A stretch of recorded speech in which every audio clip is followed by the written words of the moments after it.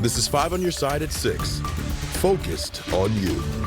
We begin with a live look at the Arch, which is being swallowed by fog. We are in a weather alert and under a dense fog advisory.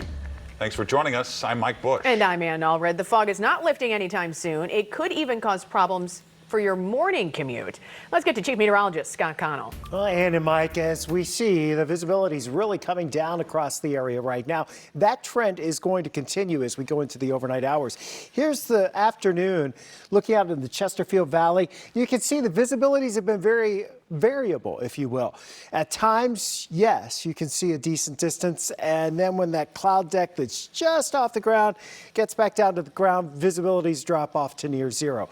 And that's what we have tonight. We have some pockets where the visibilities are extremely low. Right now, that's especially true around the Rolla area, back towards Salem, Flora, Effingham, and Illinois.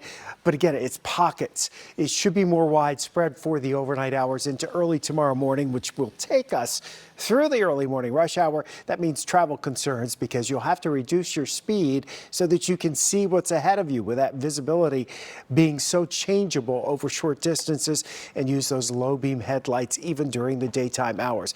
We'll catch you in just a few minutes to talk about when things change. Ann? The Weather First Storm Tracker is out on the roads, and right now, let's take a look outside. We're going to look at I-170 South. This is in Olivet. You can see visibility is really affected by this fog and the mist on the windshield. Tracy Hinson is telling us some of the areas where the fog will be the thickest and advice on making your way through it just a little bit later in this newscast, so stay tuned for that. You can get the Weather First forecast anytime on the 5+ streaming app. You can download it for free on Roku and Fire or Apple TV. Just search KSDK in your app store. Now to a breaking news update in downtown St. Louis. A hostage situation that lasted more than 11 hours is finally over. 5 on your side's Robert Townsend is live outside the Drury Inn downtown. Robert, what's the latest? Hey there, Mike. I just talked to St. Louis police, and they told us that 43-year-old male suspect is now in police custody. He is undergoing a psychiatric evaluation as we come on the air at the 6 o'clock hour. Now, as for that woman, again, she's a younger woman, they're telling us right now. She is okay. She is now reunited with her family, so she is doing just fine. They say obviously emotionally disturbed after this near 12-hour standoff. I'm going to step out of the way. You can see that this busy intersection right here in the heart of downtown St. Louis at Broadway and Market is now back open to drivers, so they should not have any problems getting through downtown. Let me tell you this, investigators say this all started shortly after 5 o'clock this morning when a child called 911 and said they were locked in a hotel bathroom with their sibling and a man who was fighting with their mother. About 5 hours later, police got the two young children out of the hotel.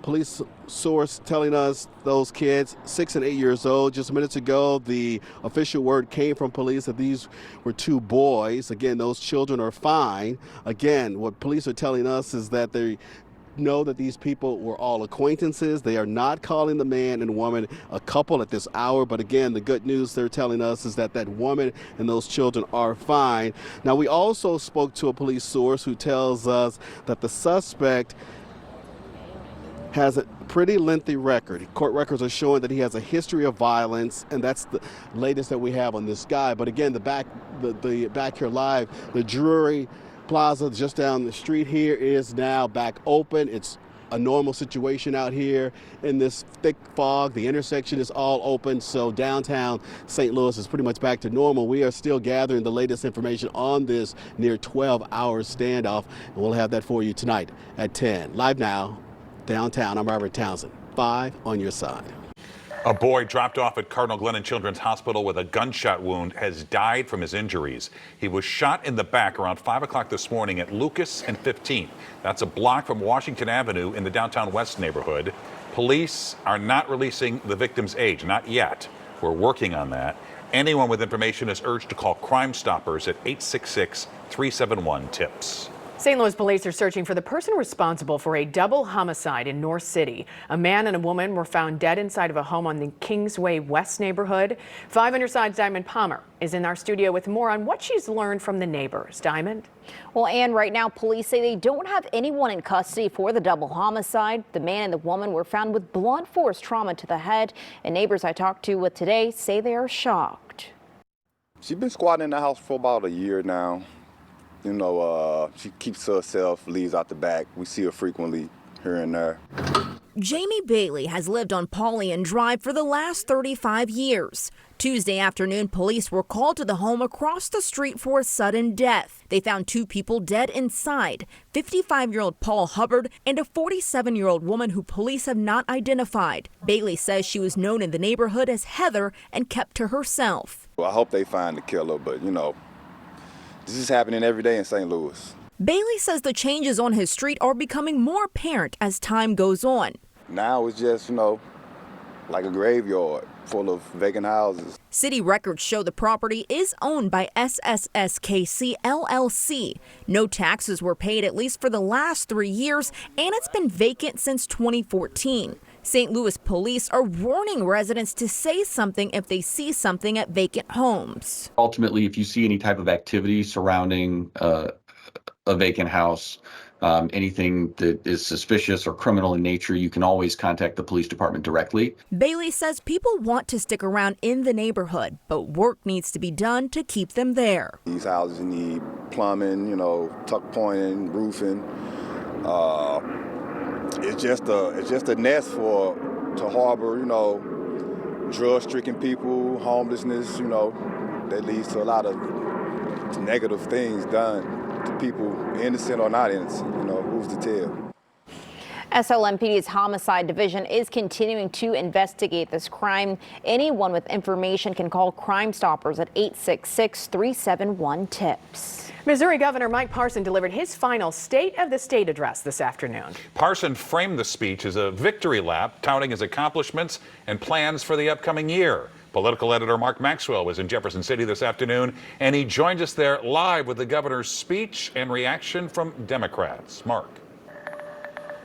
Mike and Ann, good evening. Governor Mike Parson and his speechwriters started writing his final chapter in Jefferson City and said the state of the state is, quote, stronger than ever before. He's arguing that he's leaving Missouri in better shape than he found it in. Democrats said his legacy was tarnished by the chaos that happened in the shadow of the Eric Greitens scandal and in the aftermath of a number of administrative failures in his administration, also with intense moments of gridlock here in the State House. Parson's speech was part farewell address, part laying out his agenda for this final year he has in office. Democrats stood and applauded his many calls for expanded child care access, higher pay for teachers and state workers, but only Republicans would stand to applaud when he celebrated the state's ban on abortion. When I came to Jefferson City, nearly 8,000 elective abortions were performed annually in Missouri. And as I stand before you today, I am proud to report that number is 0. Where this speech fell flat is absolutely around women's access to reproductive health care. That is going to be on the ballot this fall. We're very excited about that, and we know absolutely it's going to pass. And election year politics now taking place, but all eyes also are on the Senate, where just this week a number of Republicans that had banded together as the Freedom Caucus were sort of busted down and disciplined by the GOP leader there. He stripped them of their committee posts, even their parking spots, raising the likelihood that Governor Parson's agenda may have a tough time reaching his desk. More tonight at 10. Live in Jefferson City, Mark Maxwell, 5 on your side.